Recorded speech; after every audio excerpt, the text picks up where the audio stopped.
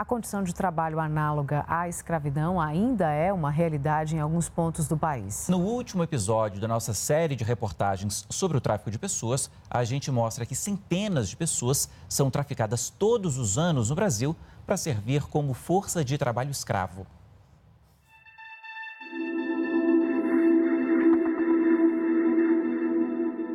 Eu pensei que não existia essas coisas de trabalho escravo.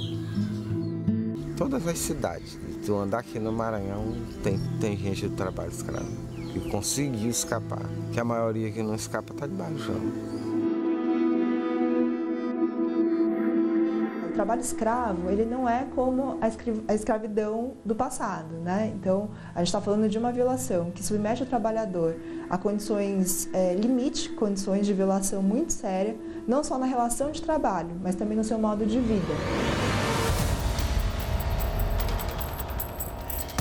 Falta de qualificação profissional, desemprego, fome, pobreza e miséria.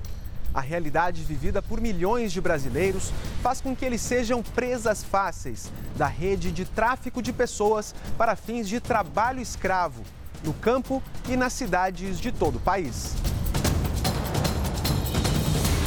Segundo as últimas estimativas globais da OIT, a gente tem uma média de 40 milhões de pessoas no mundo vítimas de trabalho forçado.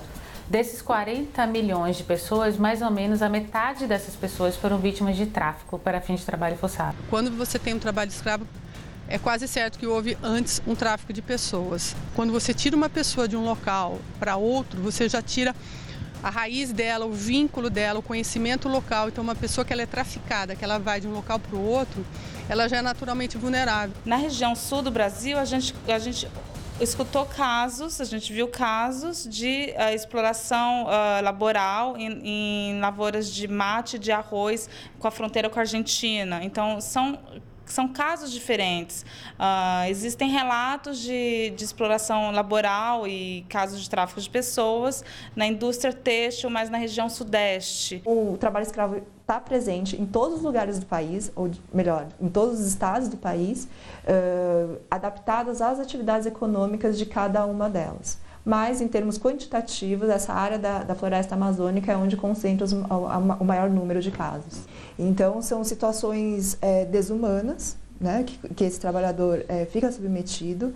Então, por exemplo, situações como alojamento precário, falta de saneamento básico, falta de alimentação adequada. Então, situações muito elementares são privadas desse trabalhador.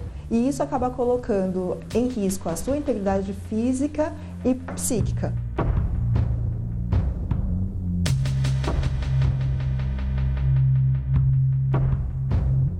Tanque a gente tomava banho, lavava roupa e bebia água. Barracozinho de lona, não tinha energia, quebrei um dedo.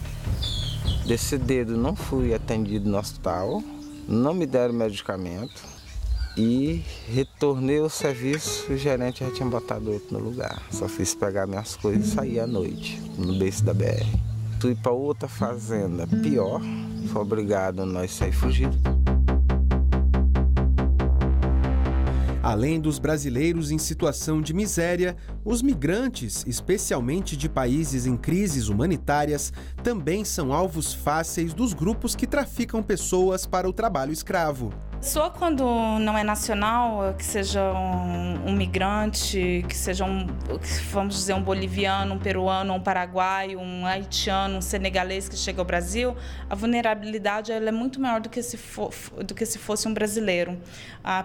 Existem barreiras linguísticas, existem dificuldade a acessar certos direitos, que sejam a regularização da estadia ou acesso à educação e saúde. Então, essas pessoas estão muito mais vulneráveis a serem vítimas de eventuais redes de tráfico. Recebemos um caso de um grupo de venezuelanos que foi para uma fazenda no interior de Roraima e achando que iam morar, iam ter aquela estância lá, aquela estadia lá, e eles foram forçados a trabalhar na lavoura, né? Então trabalhavam mais de 12 horas por dia e não recebiam. Eles só recebiam a alimentação e a moradia. Casos de trabalho escravo podem ser denunciados pelo Disque 100, o canal de direitos humanos do governo federal. Em 2017, o canal recebeu 117 denúncias do tipo. Em 2018, 114.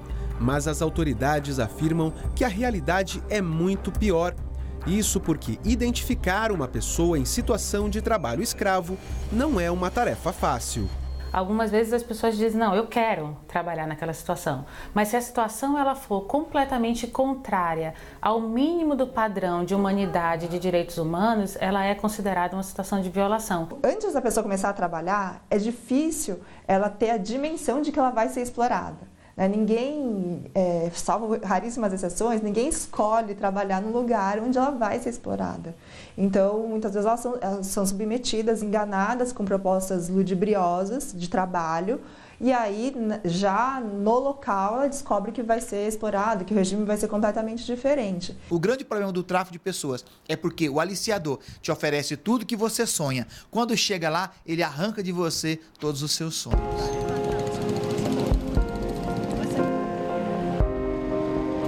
Se a gente tem uma sociedade onde as pessoas estão mais formadas, onde você tem uma situação mais digna de trabalho, onde é possível ter o trabalho decente, automaticamente os índices de trabalho forçado, de tráfico para fins de trabalho forçado e até para exploração sexual tendem a diminuir.